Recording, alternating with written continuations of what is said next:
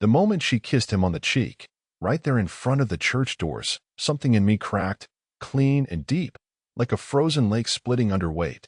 She didn't even flinch. Carol, my wife of 27 years. My high school sweetheart. The woman who once cried when I wrote her a poem about growing old together. That same woman leaned in, smiled with her lipstick too bright grin, and kissed another man like she was blessing him. The sun was blinding that morning, cutting through the stained glass and pouring down on us like heaven was watching. It was our granddaughter's baptism day. A holy day. A family day. I had ironed my best shirt. I had even shaved, which I only do for funerals and God. The whole family was gathered. Our daughter Emily, her husband Brian, the baby swaddled in white like an angel, and Carol was glowing in her cream dress like she'd never sinned a day in her life. I'd been watching her all morning, uneasy. She was too cheerful, too perfect, and too present. It wasn't her anymore. Not really. She was playing a role. 3 weeks earlier, I had seen something on her phone. Not even something concrete. Just a name, M, in her text history, with no messages attached. Just that single letter, hovering there. When I asked her, she laughed it off. Oh, honey, it's a work thing. A memo. Don't snoop. You'll ruin your own surprise. Surprise. My wife had started giving me surprises again, just not the kind wrapped in bows. That kiss, though, it wasn't a full kiss. Not romantic. But it wasn't not, either. It was deliberate. And he, this tall, salt and pepper bastard in a tight navy blazer, he smirked. Not at her. At me. Like he knew I saw. Like he was challenging me to do something about it. My hands went cold. My breath got shallow. But I smiled. I pretended I didn't see. Just like she wanted me to. Inside the church, the air was thick with incense and baby powder. Our daughter sat in the front pew, glowing with mother pride, cradling little Sophie. Everyone was dressed like we were attending some royal event. The baby's godparents had flown in from Texas. The pastor was sweating through his collar, flipping through his notes. And Carol? She sat beside me, legs crossed too tightly, texting under the pew while smiling politely at relatives she hadn't seen since the Clinton administration. I leaned over and whispered, "Who is he?" She didn't look at me. What? That guy. The one you kissed outside. Her mouth curled, slightly. Oh, Mark. He's a family friend. Since when? She finally looked at me then. I sharp. Since always. You just never paid attention. That line. That knife of a line. I clenched my jaw and turned my eyes forward. Mark sat alone, 2 pews behind us. Close enough to listen. Far enough to seem innocent. But I could feel his stare on my neck like hot breath. Carol had made sure he had a seat. She introduced him to Emily earlier as someone special from the past. Brian, clueless, shook his hand. Emily looked puzzled but said nothing. No one wanted to cause a scene on a baptism day. But there was already a storm forming. Quiet, black clouds gathering in my chest.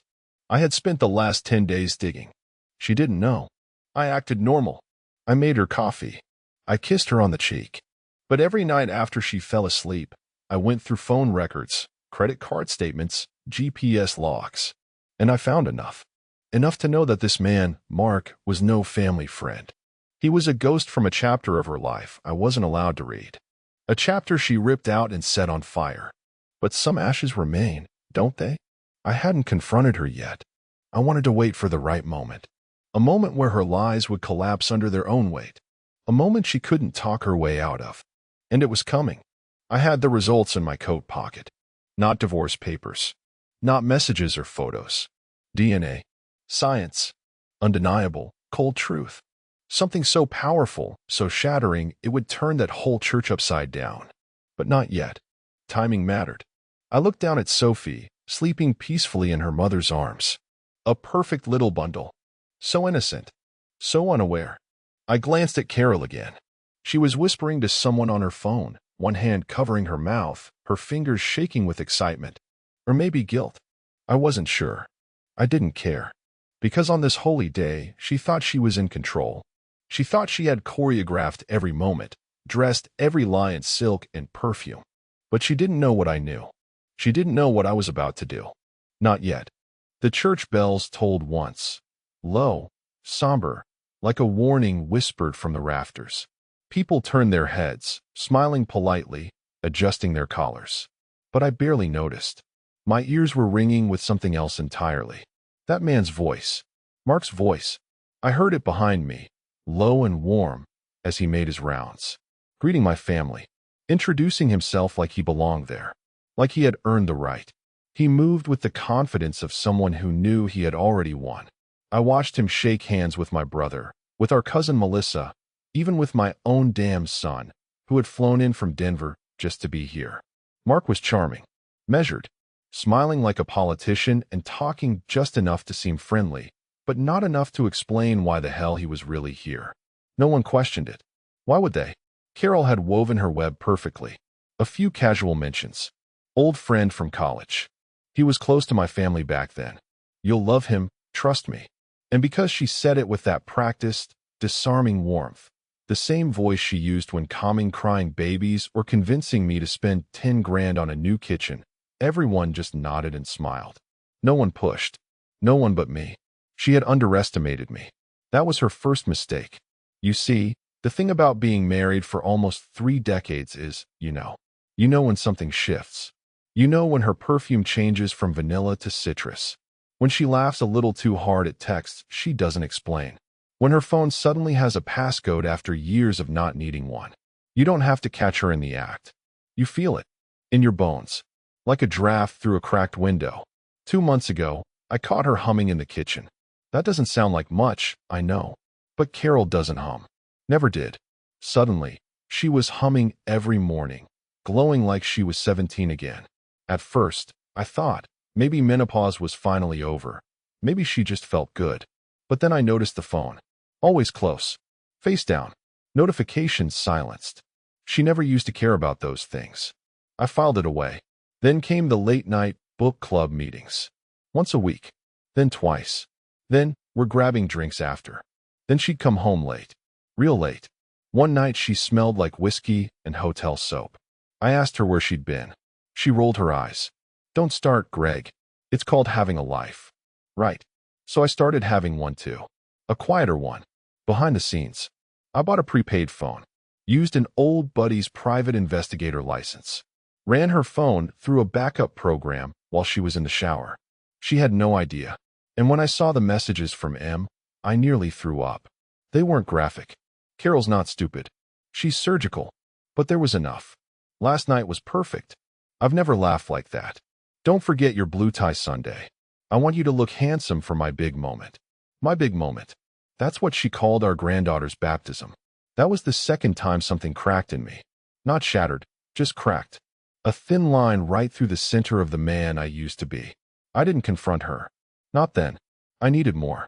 I spent the next week tracing names. Mark turned out to be Mark Halston. He wasn't just some fling.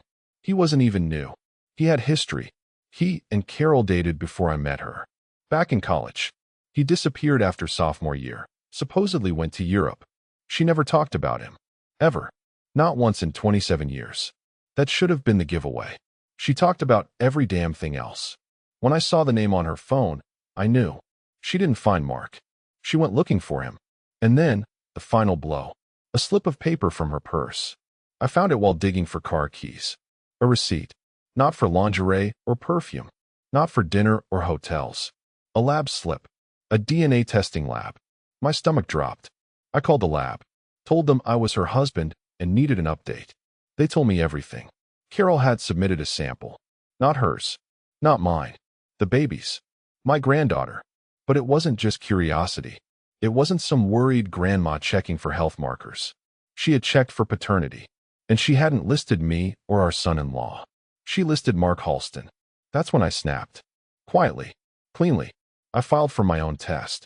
Quietly. Through a different lab. I got Emily to bring Sophie over one afternoon. Said I wanted to bond. Take her for a walk. I took a swab. Simple. Gentle. I didn't sleep for 5 days.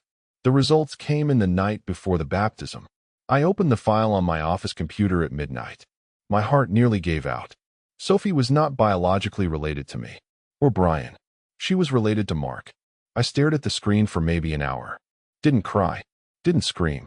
Just sat there, feeling the quiet collapse of everything I knew. The rug hadn't been pulled. It had been burned from underneath me, years ago, and I'd been standing on ash. Now I was here, in the church, surrounded by family, friends, stained glass angels. Watching Carol smile like she was still the woman I married.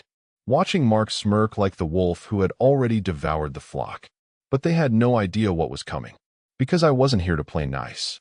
I wasn't here to keep quiet. I had something they didn't expect. I had the truth. Cold, clinical, undeniable. And I was going to lay it bare. But not yet. Not today. The stage wasn't quite ready. Let them enjoy their holy day. Let them drink their wine, say their prayers, snap their photos. Because when the curtain fell, no one would forget what they saw. I didn't sleep the night before the baptism. Not a wink. I laid there next to Carol, listening to her breathe like she didn't just blow a hole through the foundation of our family. She slept curled away from me, clutching her pillow like it was her only anchor in the world. She used to sleep curled into me. Used to reach for my hand in the middle of the night like she needed to know I was still there. Now she reached for silence. For distance. For whatever she thought would keep her secrets buried just a little longer. But I was done being quiet. At 4 a.m, I slipped out of bed and went down to the garage. Opened the glove box in my truck. Pulled out the folder. Sealed. Thick. Heavy with truth. I ran my fingers over the edges, gripping it like a weapon. Because that's what it was now. This wasn't just paper, it was the end of her story, written in numbers, printed in clinical black ink. Sophie Halston. That's how the lab listed her. Not Sophie Langston. Not our family name. Her biological markers aligned with Carol. And with Mark. Not with me. Not with Brian. I'd asked the lab for a full analysis, multiple markers. They didn't know what I was fishing for, just that I paid extra to make sure there was no question. They sent it in a sealed envelope with a certified copy on top. My name, my address, my granddaughter's name. And in bold print, 0% probability of biological relation. I didn't even know what to feel anymore. My mind had detached, operating like a machine. Rational. Cold. Focused. Rage was there, but buried under a glacier of betrayal. It was strange how something like this could hollow you out so completely, but leave you walking around like nothing's wrong. I watched Carol later that morning while she curled her hair in the bathroom mirror. Humming again. That same damn tune. She was texting someone with a half smile on her lips, like she was reliving some private joke. She didn't even notice me standing in the doorway. "You look happy," I said. She blinked, startled. "Greg, Jesus, you scared me." "Sorry," I said. "Didn't mean to interrupt your moment." She set her phone down slowly. "It's a big day. I just want everything to go smoothly." "Everything will go exactly the way it's supposed to," I said, and watched a flicker of unease cross her face. Not enough. But just enough. She recovered fast. "You're acting weird." I smiled at her through the mirror. "So are you." Then I walked away. Let her stew in that. By the time we got to the church, I'd gone full silent mode. Just polite enough to keep the peace. Just cold enough to send a signal. Carol tried to put her arm through mine. I stepped forward without her. Small move. Enough to make her blink. Mark was already there. Standing by the side entrance, holding a gift bag, like he belonged. He wasn't even pretending to keep his distance anymore. He winked at Carol when he saw her. I caught it. So did she. And you know what she did? She blushed. 49 years old. Married for nearly 3 decades. Grandmother. Blushing like a schoolgirl with a crush. She whispered something to him as we passed. I didn't catch it. Didn't need to. I saw his hand graze hers. She didn't pull away. Inside, the service started like any other. Hymns. Prayers.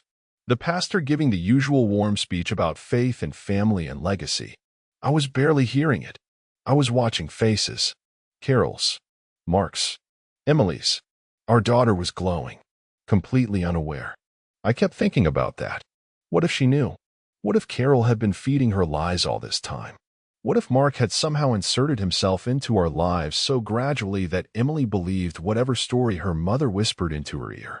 I needed to know. But not now. I had one mission today. One exact moment when everything would come down like fire from the rafters.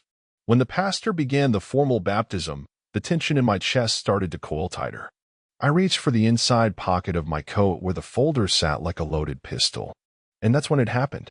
Carol stood up. Smiling. Serene. "I'd like to say a few words," she said, voice soft, but firm. Everyone turned. The pastor hesitated. Of course, Carol. She walked slowly toward the front, took the mic, placed her hand gently on Emily's shoulder. "This is a special day for our family," she began, voice trembling just a little. "It's not just a baptism. It's a blessing. It's the coming together of past and present." Then she looked back, right at Mark. "And I want to introduce someone, a very dear friend who's been important to me for many years. Please welcome Mark Halston." There were polite claps, confused claps. Carol was smiling like a bride. Mark stepped forward, slow and smooth, as if the church belonged to him now. I looked around. People were puzzled. Some were smiling, assuming it was just an old pal from college. But I watched Emily. She frowned. Good. Then she looked at me, and I smiled, because now the pieces were shifting. The gears were moving. She saw it. She saw me. And she saw that I wasn't clapping.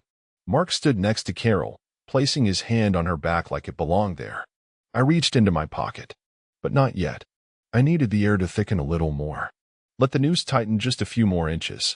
Because this was only the beginning. No one moved. Mark stood in front of the congregation, Carol smiling beside him like she just presented the church with a winning lottery ticket. He didn't speak right away. He just looked around the room, soaking in the silence, the attention. The smirk on his face was subtle, but I saw it for what it was. He was reveling in this. In the boldness. In her boldness. Like the two of them were performing a duet only they knew the lyrics to. He gave a small, respectful nod. "Thank you, Carol. And thank you all for allowing me to be part of such a beautiful day." Allowing? No one asked this man to be here.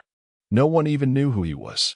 But Carol, she invited him in, wrapped him in this family celebration like he was some long-lost uncle who'd just returned from war. I studied the faces around the room.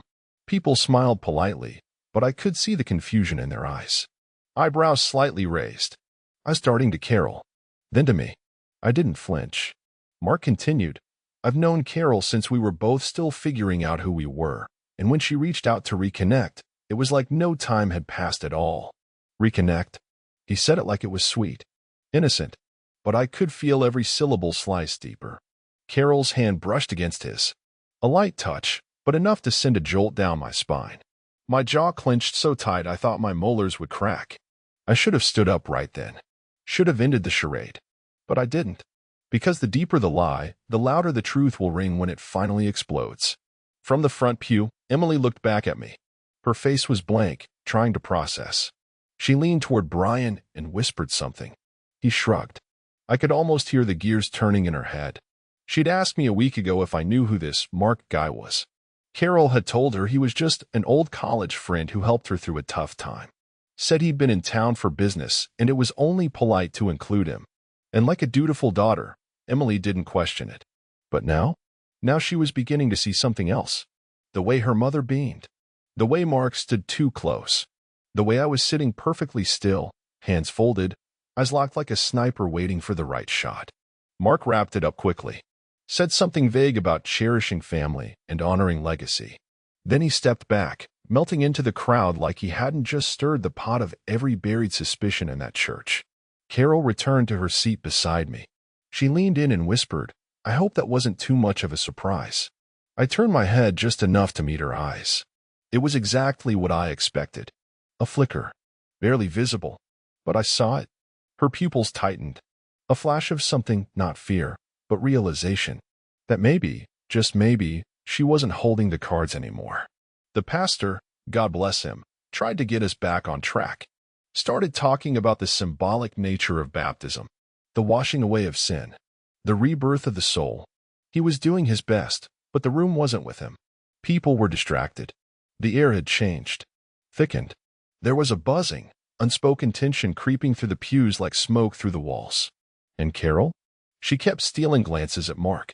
I didn't look at her again. I stared straight ahead, heart pounding, feeling the weight of the folder inside my jacket like it was growing heavier with every second. Then something small happened. Emily stood, cradling Sophie in her arms. She walked up to the altar when the pastor called her, and I swear to God, her eyes didn't leave me. Not once. She wasn't smiling anymore. She looked guarded, like a woman suddenly unsure if she was walking into a celebration or a funeral. She held her daughter, our granddaughter, in front of the holy water, and I watched her lips tremble slightly when she recited her lines. The godparents stood behind her, beaming. Brian reached over to touch her shoulder. But Emily's eyes drifted back to me again. Something had shifted. She knows something's off. And that's when Carol made her second move. She rose, again, like she couldn't help herself. This time, not to speak, just to stand. And Mark rose with her. I saw Emily's brow furrow. Then Carol reached out, and right in the middle of the baptism ceremony, she took Mark's hand.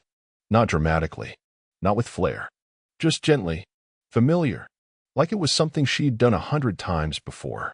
And Mark squeezed it. That was it. That was the moment. Every murmur stopped. The room froze. The pastor even paused mid-sentence, eyes flicking down toward their joined hands. Brian whispered something to Emily. She didn't answer. The silence stretched just a hair too long. Enough to make people uncomfortable. Enough to make some of them start putting two and two together. Carol realized it. She let go of his hand and laughed. A soft, forced laugh. Sorry, she said to no one in particular. Just emotional. She sat back down, pretending it hadn't happened. Mark followed. But the damage was done. The cracks in the mask were visible now. And everyone had seen. The baptism finished without incident. But no one was listening anymore. They were all watching us. Watching her. As the choir sang the final hymn, I reached into my jacket and touched the corner of the folder. My fingers curled around the edge. I could do it now. I could stand and end this facade in one sentence. But no. I still had one more move to make. Because the fire had only just started. And I wasn't going to strike the match until every ounce of dry wood had been stacked neatly at their feet. Let them sing. Let them shake hands and eat cake and smile for photos. Let them bask in the illusion a little longer. Because next Sunday, at the real family gathering, I planned to bury the whole goddamn lie. The reception was held in the church hall, a bright, echoing room with folding chairs, tablecloths that wouldn't stay flat, and enough casseroles to feed a battalion. It smelled like vanilla sheet cake and reheated ham. Fake smiles, real tension. People milled around with paper plates, sipping lukewarm coffee and chatting about weather, retirement, and which side of the family Sophie's eyes came from. I didn't say much. I stood near the back, one hand around a plastic cup of punch, the other inside my jacket, fingers wrapped around the folder. My anchor. My proof. My promise to myself. Carol was working the room like a politician at a campaign fundraiser. Laughing too loudly. Hugging too long. Her voice 1 octave higher than usual. Anyone watching close enough would have seen it, how her charm was running on fumes. But most weren't watching. Not the way I was. Mark stuck close to her side.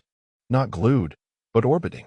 They moved like practice dancers, close enough to suggest a bond, never enough to confirm one. He shook hands with family members who clearly didn't know who the hell he was but were too polite to say it. I watched him laugh with my sister. Watched Carol whisper something into his ear. Watched him look at my granddaughter with a softness that made my stomach turn. It was then that Emily came up to me, holding a slice of cake and not smiling. "Dad," she said, voice low. "Can I ask you something?" "Of course."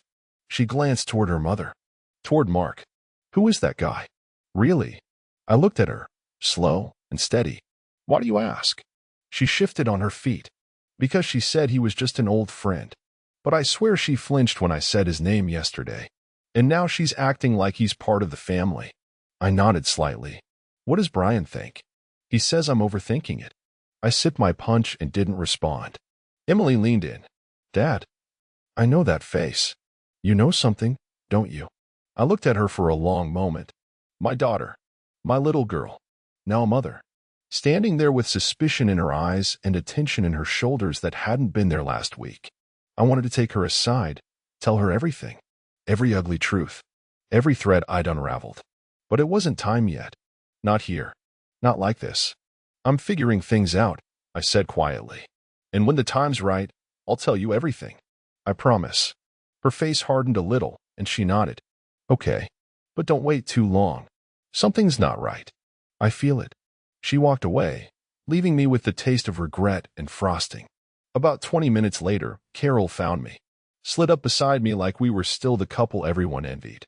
"You've been quiet," she said sweetly. "Just enjoying the moment," I lied. She took a breath. "So, what did you think of Mark's little speech?" I turned to her, gave her a slow, calculated look. Unexpected. He was nervous, she said, eyes sparkling. But I thought it went well. For someone who wasn't even invited, sure. She laughed, a little too quickly. Greg, don't be like that. Like what? She looked around, then lowered her voice. I wanted him here. He's important to me. There it was. Not even trying to lie anymore. Important, I echoed, letting the word hang like smoke. She tilted her head. He helped me through a lot, years ago. You wouldn't understand. I stepped in closer, just enough to drop my voice without anyone hearing. Try me. Her smile faltered. She opened her mouth, then closed it. Good. I stepped back. You should get more cake. People are watching. I left her standing there, her posture perfect, but her eyes flickering like a bad light bulb. The rest of the afternoon passed in slow motion. People filtered out. Kids screamed. Old women cried over the baby. Brian gave a toast that no one really listened to. The cake was gone by 3. The mess left behind was everything you'd expect from a fake celebration, a lot of plates, a lot of crumbs, and not a single person who felt full. By 4, the hall was emptying. I slipped outside, folder in hand, and stood near the oak tree behind the church. Quiet, hidden from the windows. And then, like it had been timed, Mark walked out. Alone. He didn't see me at first. He lit a cigarette, took a long drag, exhaled toward the sky like a man with no weight on his conscience. Then I stepped out. Mark. He turned, startled, then smiled. That same smug, confident smile. Greg, right? Good to finally meet you. I didn't take his hand. He let it drop. Everything all right? I studied him for a long moment. You know, I've met a lot of guys in my life. Salesmen, scammers, lawyers, players. But I've never met someone quite like you. He tilted his head, not sure how to take that. You will, I said, tapping the folder against my palm. He glanced at it. What's that? Insurance. He smirked again. You came out here to threaten me? I stepped in close. Real close. Not a threat. Just a reminder. You're standing in my life. My family. My church. And I see you. I see everything. He didn't flinch, but his jaw tightened. You're angry, he said. I get it. No, you don't. I turned and walked away, leaving him in the shadow of the tree, cigarette burning in his hand, lies smoldering at his feet. The countdown had started. And next week, at the family dinner Carol had insisted on hosting, her intimate little evening with just us, I'd opened the folder and dropped the bomb. She called it family dinner. Said it like it was some sweet, sentimental tradition. Like the word family hadn't been gutted in our house already and left bleeding across the living room floor. Carol spent the whole week planning it like she was prepping for a magazine shoot. I watched her bustle around the kitchen, scribbling lists, humming, calling caterers, even ironing napkins like we had royalty flying in. She was too excited, too energetic, too perfect. It wasn't nerves. It was control. She thought she had it. Thought she had me tucked in the same drawer as her lies. Every moment she opened her mouth, I saw it more clearly. She wasn't afraid.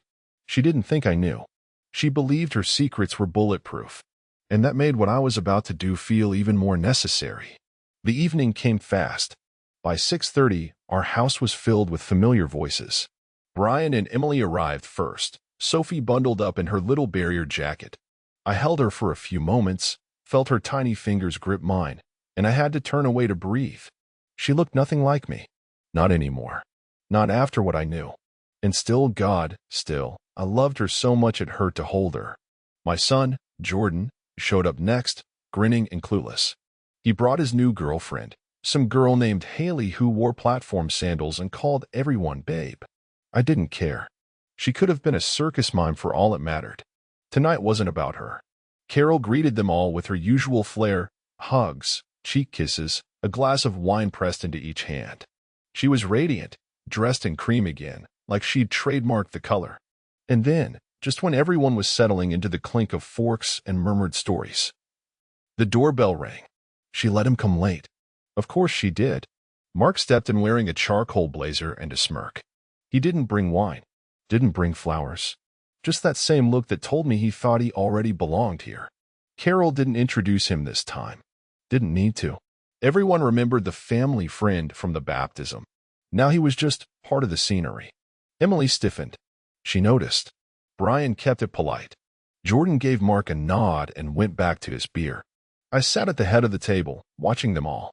My kingdom, my house, my family. And at the other end sat Carol, pouring soup like she didn't just set fire to the foundations.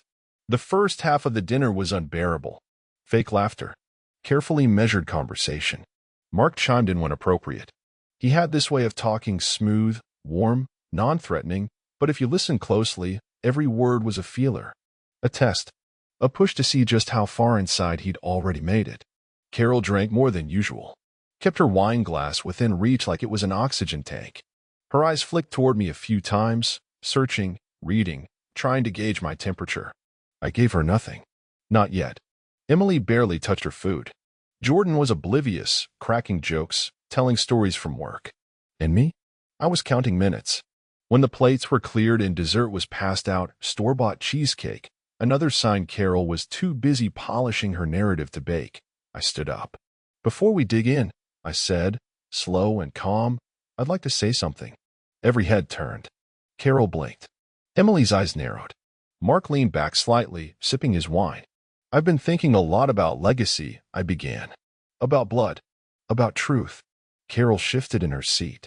Greg, maybe now isn't. No, I said, cutting her off with just a glance. It's the perfect time. I reached into the drawer behind me, the one by the dining table where I'd tucked the folder earlier that day. My hand found it by memory. Heavy. Certain. I pulled it out and laid it flat on the table. What is that? Carol asked, voice already thinner. A gift, I said. For the family. Emily stared at it. Jordan looked confused. Brian leaned slightly forward. I opened the folder and slid out the top page, one copy of the DNA test, edges still crisp. I didn't hand it to anyone. I just let it sit, readable to whoever leaned in close enough. Then I spoke. This, I said, is a paternity test. Carol's wine glass paused midair. Emily's mouth dropped open. Mark went still. I didn't stop. It's for Sophie, I said, turning my eyes to Emily. I had my own doubts. I needed peace. So I ran one. Quietly. Emily's voice broke the silence. Why would you do that? Because, I said softly, I had reason to believe she wasn't Brian's. Or mine. Brian stood up slightly, like he'd been slapped. What the hell are you saying? He asked. I turned to Carol. You want to explain it? Or should I? Her lips parted, but no words came. I looked at Mark. Maybe you'd like to chime in. You were there for the baptism. You're here now. Why not complete the set? Emily's eyes widened in horror. She looked at her mother, then at Mark. No, she whispered. No, that's not. She's not Brian's, I said. She's not mine. But she is related to Mark. Dead silence. Carol's face drained of color. Her hand dropped to her lap like it weighed 10 pounds. Her mouth opened, closed. Jordan stood up, finally grasping the reality, eyes bouncing between faces like a man watching a train derail in slow motion.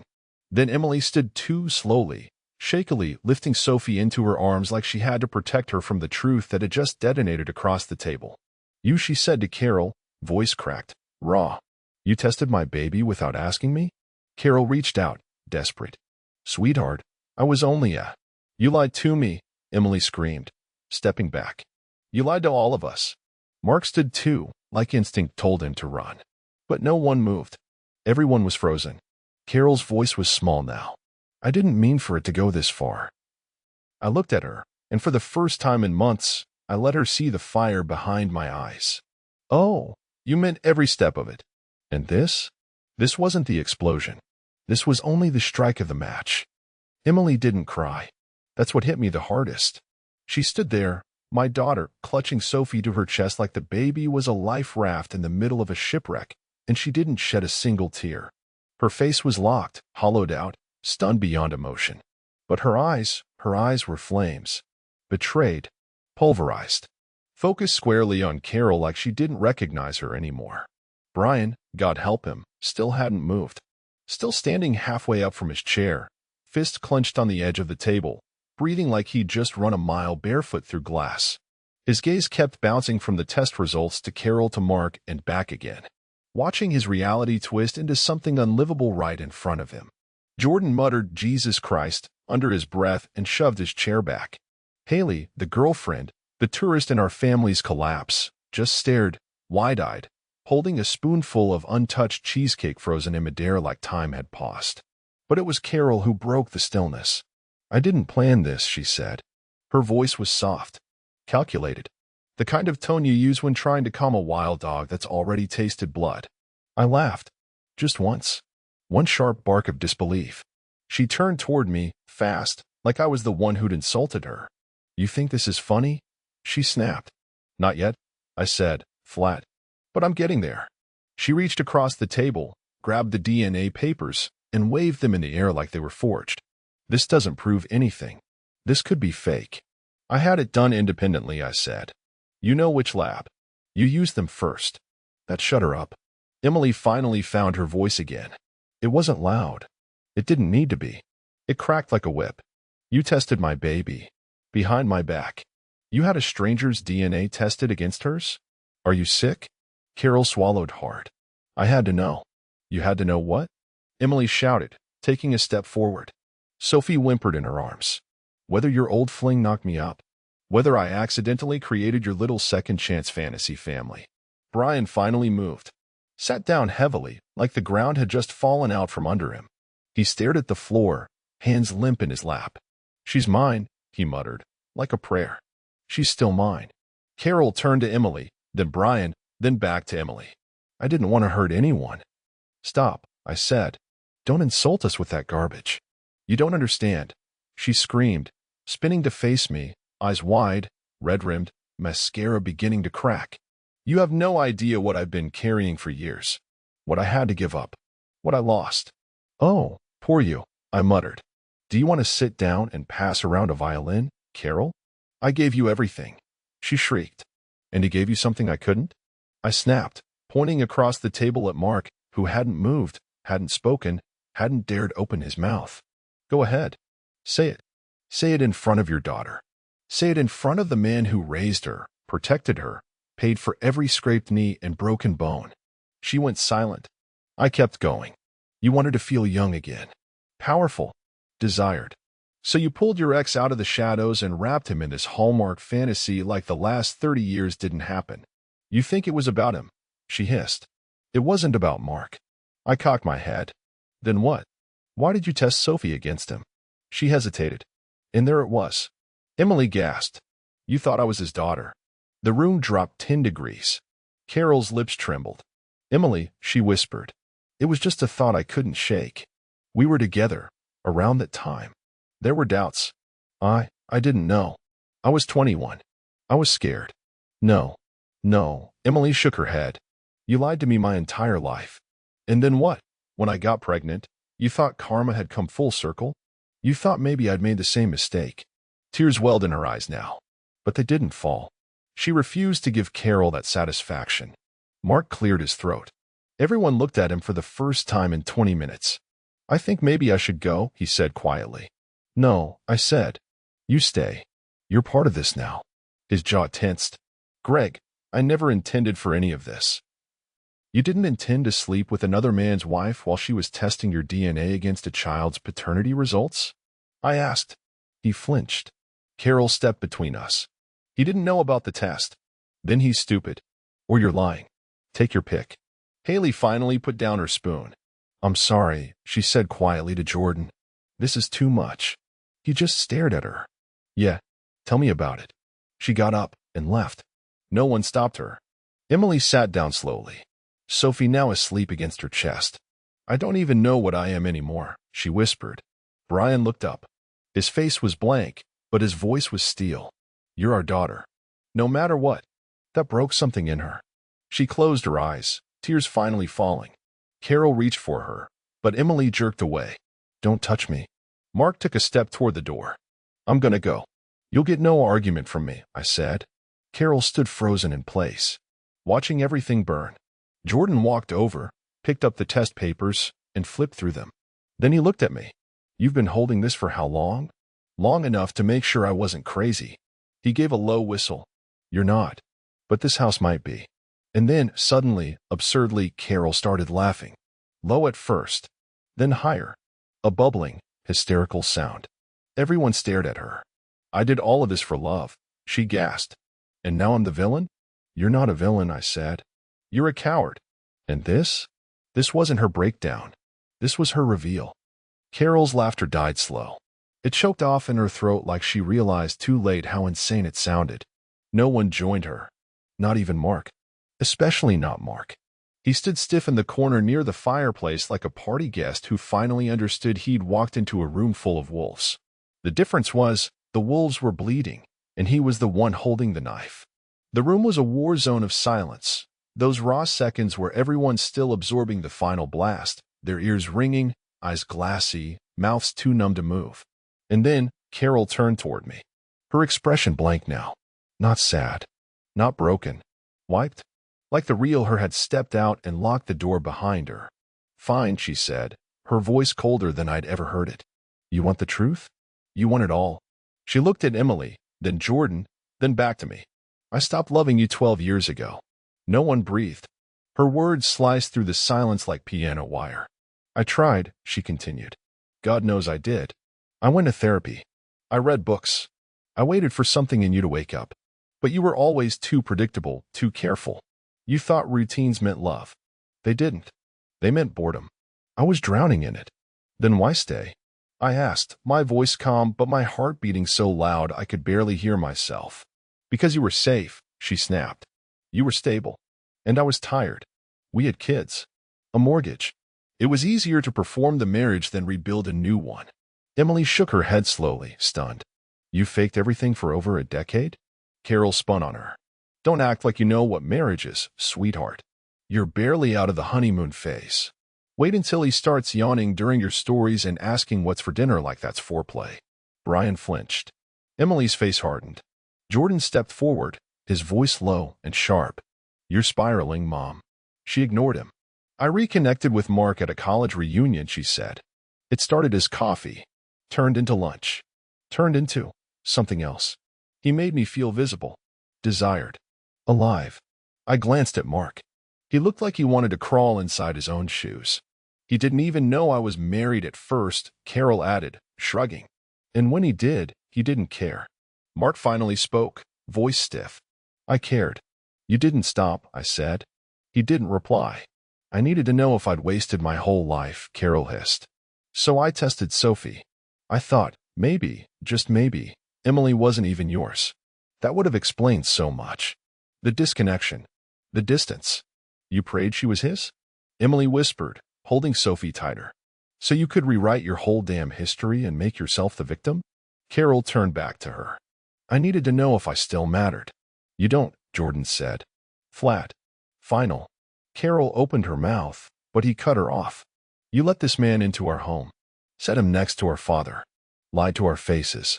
And now you're standing here giving us some twisted soap opera monologue about midlife crises and old crushes like it justifies detonating everything we are. Everything you were, Carol corrected. I'm not part of that anymore. Emily laughed bitterly. Good. Because you're not welcome in it. Carol looked like she'd been slapped.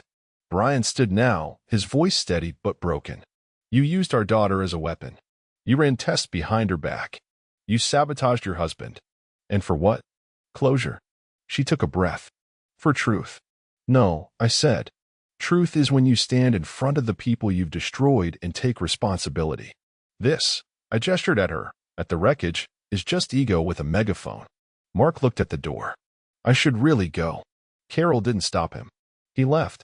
The front door closed behind him with the softest click in the world. But it might as well have been a gunshot. Carol turned and looked at each of us, one by one. She was shaking. I couldn't tell if it was fear, shame, or fury. I'm not the only one who lied, she said, almost whispering. What? I asked. She stared right at me. You think you're clean? You think you're the moral compass of this family? You've been sitting on that test result for weeks. Pretending. Smiling. Lying to everyone while planning your little courtroom reveal like it was a stage show. I was protecting them, I said. You were waiting for a moment to humiliate me, she spat. You wanted to ruin me. I didn't have to, I said. You did it yourself. Silence fell again. And then Sophie started crying. A small, confused whimper. The sound of a child who didn't know that the house she was born into had just collapsed in on itself. Emily stood up. I'm leaving. Brian followed. So did Jordan. No goodbyes. No hugs. Just the soft patter of footsteps and the quiet click of the door opening, then closing. Carol and I were alone. She stood by the window, one hand gripping the edge of the table like it might hold her upright. I didn't move. She spoke again, quieter this time. You still think I'm a monster? I stared at her for a long, empty moment. No, I said. Monsters have purpose. You're just a wrecking ball looking for a house. And then I left her standing there. Just like she left our marriage, slowly, silently, and without a backward glance. But this wasn't over. Not even close. Because now, I had nothing left to lose. And men like me? We become very dangerous when we stop playing nice. The next morning, I woke up to silence. No baby giggles. No scent of coffee drifting from the kitchen. No Carol humming some Sinatra tune while scrambling eggs. Just the dull hum of the refrigerator and the weight of a house that had finally revealed its true shape, a mausoleum of lies, dressed in suburban furniture. She was gone. No note. No call. No suitcase missing. Just gone. I checked her closet. Half her things were still there, half weren't. Makeup drawer half empty. Her perfume bottle still on the dresser, though the scent of it had already started to fade, like it didn't want to cling to the crime scene anymore. I stood there for a full minute, letting the silence bleed into my ears. I'd thought I'd feel something when it happened, relief, rage, grief. But there was just nothing. I wasn't a husband anymore. I was a man with 4 walls, a heavy folder, and a daughter who hadn't called me since storming out with her baby in her arms. And maybe I deserved that. Not because I caused the explosion, but because I'd let the fuse burn for too damn long. I made coffee, black and bitter, the way I liked it before Carol decided we were a vanilla creamer household. I drank it standing over the kitchen sink, staring out into the backyard where the swing set sat still, motionless, waiting for a child who wouldn't return anytime soon. My phone buzzed. Emily. Not a call. A text. I'm not ready to talk. But I'm safe. Sophie's safe. Don't worry about us. No mention of Brian. No punctuation. Just cold facts. I stared at the screen, thumbs hovering. Then typed. Take all the time you need. I love you both. Always. I hit send and tossed the phone on the counter like it was radioactive. Because what else was I supposed to do? Chase her? Try to explain the truth that felt like poison even coming out of my own mouth? That her mother had treated her pregnancy like a second chance at a life she never earned? That I'd known for weeks and played the long game, gambling with her emotions like the stakes weren't her whole identity? Later that afternoon, I went to see Jordan. He lived downtown, 4th floor walk-up, walls plastered with vinyl records and beer posters. The kind of place that smelled like frozen pizza and fresh heartbreak. He let me in without a word. We sat. Is it true? He asked finally. All of it. Every word. He leaned back on the couch, arms behind his head, staring at the ceiling like it might offer a better version of reality. She said you were checked out for years. I nodded. I probably was. I stopped looking for something to fix once I thought it was built to last. Jordan cracked a smile, dry, hollow. She always made it sound like you were the cold one. But now I think she was just projecting. We sat in silence a little longer. Then he asked the question I'd been dreading. What happens next? I looked him straight in the eye. I burn every lie she left behind. He nodded slowly, as if that answer made sense. And in some twisted way it did. When I got home that night, there was a package at the door. No return address. Just a flat brown envelope with my name in Carol's handwriting. Inside, a USB drive and a folded letter. I went straight to my study, turned off the lights, and opened the laptop. The letter was brief. You said I never tell the truth. Here's everything I never said. Play it. Decide for yourself what kind of monster I really am. I plugged in the USB. One video file. I hit play. Carol sat in the frame. No makeup. What hair? A plain black sweater. Her eyes were red. When you see this, she said, you'll probably hate me more than you already do. Or maybe you'll understand why I did what I did. I don't know. Maybe this is just my confession. For me. I watched, breath caught somewhere in my chest. I didn't go looking for Mark because I missed him. I went looking for her. The girl I was before life turned into a calendar full of responsibilities. I loved being your wife, Greg. I did. But somewhere along the way, I stopped being me. She looked down. I know I should have told you. I should have faced it. But I was a coward. I kept thinking if I just kept everything spinning, kept you in the dark, kept Emily proud of me, kept Jordan distracted, then maybe it wouldn't collapse. She wiped her eyes. But when Emily told me she was pregnant, something cracked open. It wasn't logic. It wasn't malice. It was fear. That maybe she was repeating my mistakes. That she'd become a version of me without even knowing it. Another pause. I was wrong. About everything. I closed the video halfway through. Not because I didn't want to hear it, but because I didn't need more apologies served cold through a screen. I'd lived with the lie in real time. Now, I had to decide what to do with it. And the answer wasn't forgiveness. It was exposure. Because Carol thought her confessions were the end of the story. But I was only just flipping to the real final chapter. And in that chapter, she doesn't get to write the ending. I spent the next 2 days in silence. Didn't turn on the TV. Didn't play music. Didn't return calls. Not the 2 missed from Carol. Not the 3 from Jordan. And not the voicemail from a trembling Brian asking if I could meet him somewhere quiet. I stayed in the house and let it talk to me. And oh, it had plenty to say. Every creak in the floorboards was an echo of a fake, I love you. Every photograph on the wall, vacations, Christmases, anniversaries, felt like props from a life someone else had lived. Even the damn dining table, with its polish still fresh from the last disaster, seemed to mock me. The ghosts of that night were still seated around it. I didn't clean up the cheesecake plates. I didn't throw away the test results. I wanted to see the wreckage. Because sometimes, the only way to start again is to live with the ashes for a while. On the 3rd day, I drove to Brian's. He lived in a condo on the east side, nice place, too quiet. He opened the door looking like he hadn't slept since the world cracked open under him. Eyes baggy, hair unkempt, shirt half-tucked. He didn't say anything, just nodded and stepped aside. We sat at his kitchen table, 2 men who'd both lost something they weren't ready to admit was already gone before the truth landed. Is she really his? He asked, finally. I didn't say yes. I didn't say no. I just handed him the paperwork again. He didn't cry. He didn't shout. He just stared at it. Like staring long enough might change the words. I thought about running, he said. Taking Sophie and just disappearing. I shook my head. She's still yours, Brian. You raised her. You love her. You protected her. DNA doesn't take that away. But it does, he whispered. It changes everything. No, I said. It changes nothing. What Carol did, that's the crime. But Sophie? She's just a kid. She didn't choose any of this. You stay, or you leave, that's your call. But don't make her pay for someone else's lies. He nodded slowly, eyes glued to the table. I still love Emily, he said after a long pause. Even now. She's hurting, I told him. And that pain, it's not gonna get smaller overnight. But she didn't ask for this either. He finally looked at me. And you? What are you gonna do now? I thought about that. Not just the divorce. That was inevitable now. Carol hadn't come back. Hadn't sent lawyers. Hadn't responded to the message I sent telling her I'd seen the video.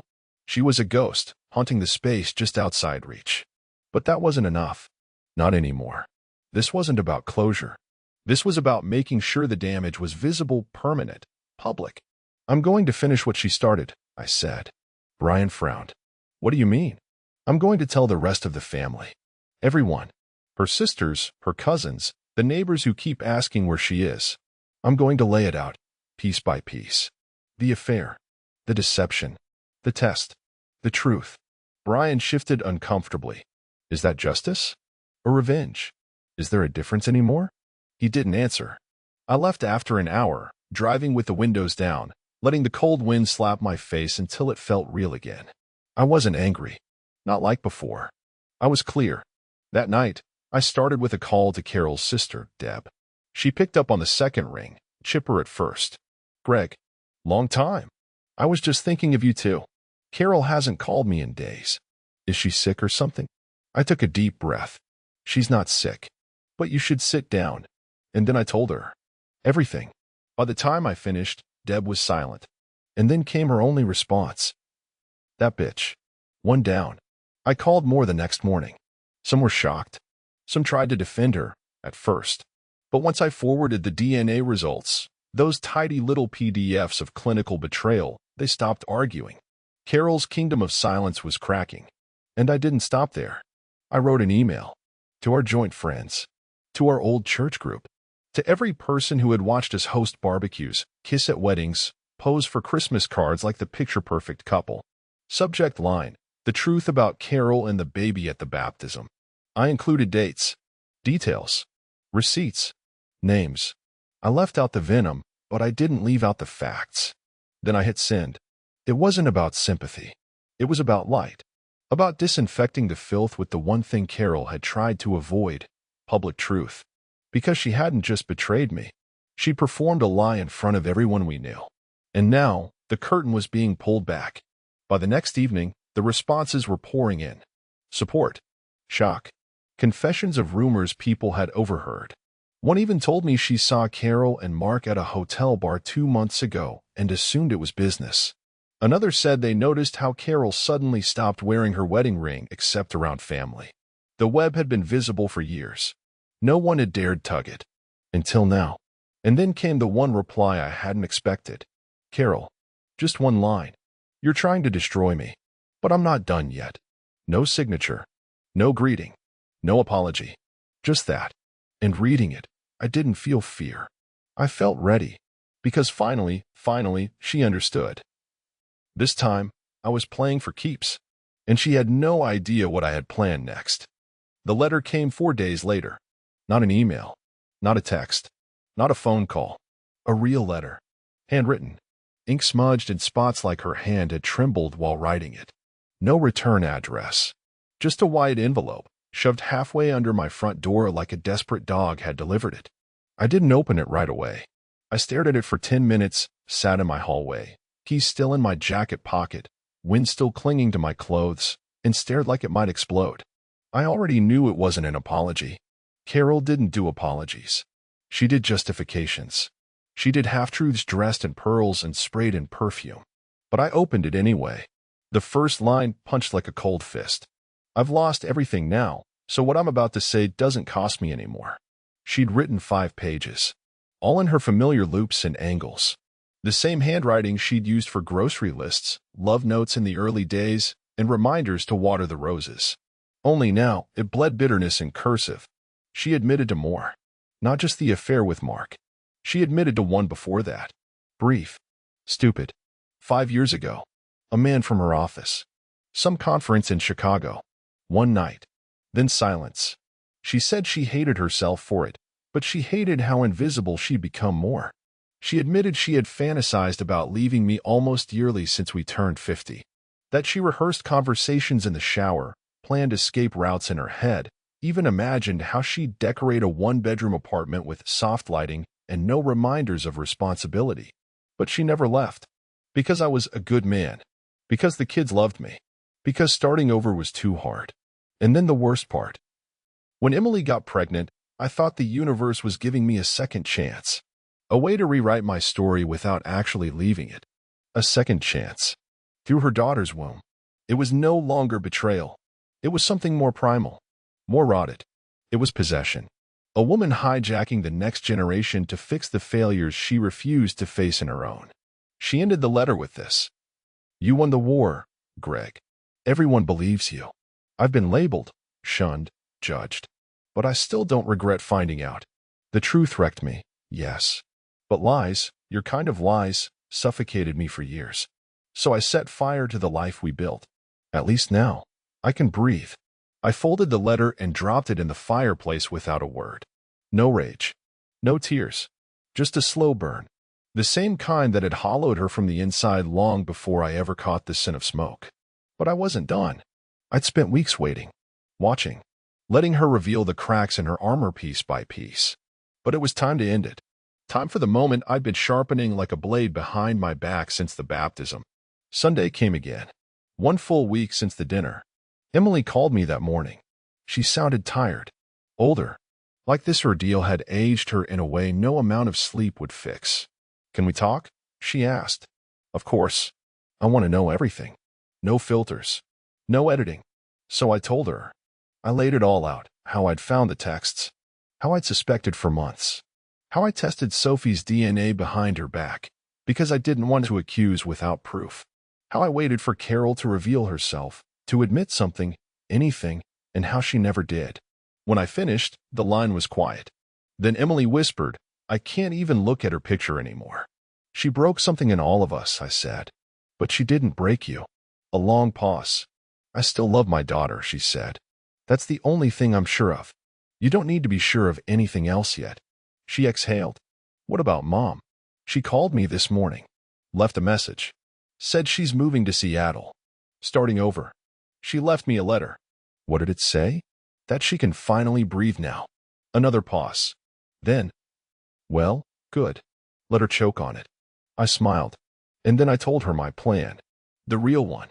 The one I'd been building quietly, strategically, with the precision of a man who'd spent too many nights staring at the ceiling in the home his wife had turned into a minefield. I told her about the video. Not just the one Carol left me, but the ones I had.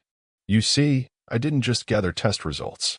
I recorded audio, phone calls, conversations. One in particular, Carol talking to Mark the day before the baptism, when she thought I was asleep in the next room. "It'll be fine. He's clueless. He's too proud to think anything's happening. Just smile at him. Shake hands. Let him play the husband for one more day." I had it all. I told Emily I was going to play that video for the whole family. Every extended cousin. Every aunt. Every neighbor who'd believed Carol's sob story after the truth came out and started feeling sorry for her. "I'm not doing it out of spite," I said. "I'm doing it because this is what truth really looks like. Not whispered. Not sanitized. Raw." Emily was quiet for a moment. Then she said, "Good. Let them see what I saw. Let them all see it." And that's when I knew. The finale wasn't mine anymore. It belonged to all of us. To everyone she burned on her way to freedom. And the next day, I'd show them the match she lit with her own hands, and the wreckage she called breathing. I rented the hall where we used to host Thanksgiving. Same folding tables. Same coffee urn that never really worked. Same worn linoleum floors that echoed too loud when someone laughed. But this time, the air didn't smell like turkey and cinnamon. It smelled like gasoline, figurative, maybe, but thick enough to taste. Word had spread. They came. My sister. Carol's cousins. Neighbors. Emily, with Sophie bundled in a blanket. Brian, standing just behind her, his hand protectively on her shoulder. Even Jordan showed up, arms crossed, jaw tight. A few people I hadn't expected, our old pastor, Carol's hairdresser, a couple who used to play bridge with us on Fridays, filed in and found seats. And then, 20 minutes late, she walked in. Carol. No makeup. Hair pulled back. Dressed in black like she was attending her own funeral. She didn't speak. Didn't look at anyone. Just sat in the back, folding her hands in her lap like a schoolgirl waiting to be scolded. I stepped to the front, heart steady. I'd rehearsed this in my mind 100 times. Maybe more. "Thank you all for coming," I said. "I didn't ask you here for sympathy. I asked you here for truth. Because too many of you have heard one side, and too many of you have whispered in corners, trying to figure out what really happened." I let the silence settle. "Today," I continued, "you won't need to wonder anymore." I clicked the remote. The projector flickered on. The screen behind me lit up, not with photos, not with charts. With her voice. "It'll be fine. He's clueless. He's too proud to think anything's happening. Just smile at him. Shake hands. Let him play the husband for one more day." Her words hit the room like a shockwave. Heads turned. Gasps. One woman covered her mouth. Carol didn't move. I played the rest. Snippets of Carol's call with Mark, planning the charade. The lies. The manipulations. Her own words, laughing at my trust, mocking my ignorance. Then the DNA test results on screen. Line by line. Sophie's name. The probability percentages. The bolded final line. 0% biological relation. Then silence again. I looked out at the crowd. Every single person was wide-eyed. Unmoving. I didn't rage. I didn't cry. I just said this. She didn't just lie to me. She lied to us.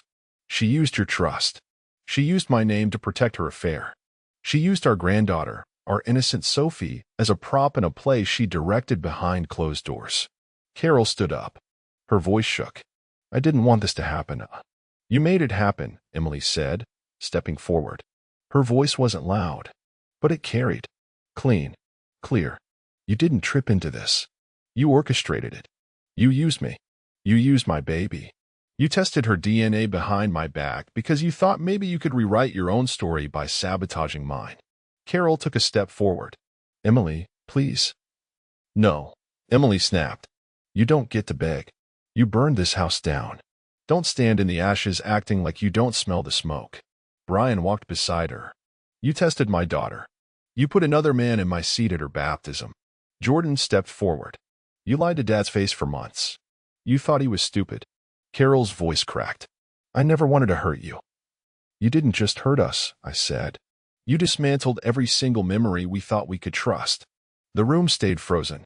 Then one by one, they started standing. My sister, the pastor, neighbors. No one said a word, but they turned their backs on her. Quietly, firmly, not because I told them to, because she did. With her actions, with her lies, with her voice echoing through the speakers like a confession without a soul. Carol stood in the middle of the room, alone, shoulders trembling, eyes rimmed with red but still dry. She opened her mouth, then closed it, then left. No one stopped her. The door clicked behind her like punctuation. I turned back to the room. I didn't show this to humiliate her, I said. I showed it because silence is how people like her survive. And I'm done being silent. People nodded. And then, without any planning, people started hugging. Emily, Brian, even me. They came up, one by one, offering support. Not pity, respect. Because I hadn't let it rot in the dark. I dragged it into the light. Emily leaned in, whispering into my ear as she hugged me. You saved me. And Sophie. I swallowed hard. No, you saved yourself. I just lit the flare. Later that night, after everyone was gone, I stood alone in the hall, turning off the lights one by one. No anger left. No ache. Just a strange, quiet peace. Not because I'd won, but because she couldn't lie anymore. Not to me. Not to anyone. And the silence that used to feel like absence, it finally felt like freedom.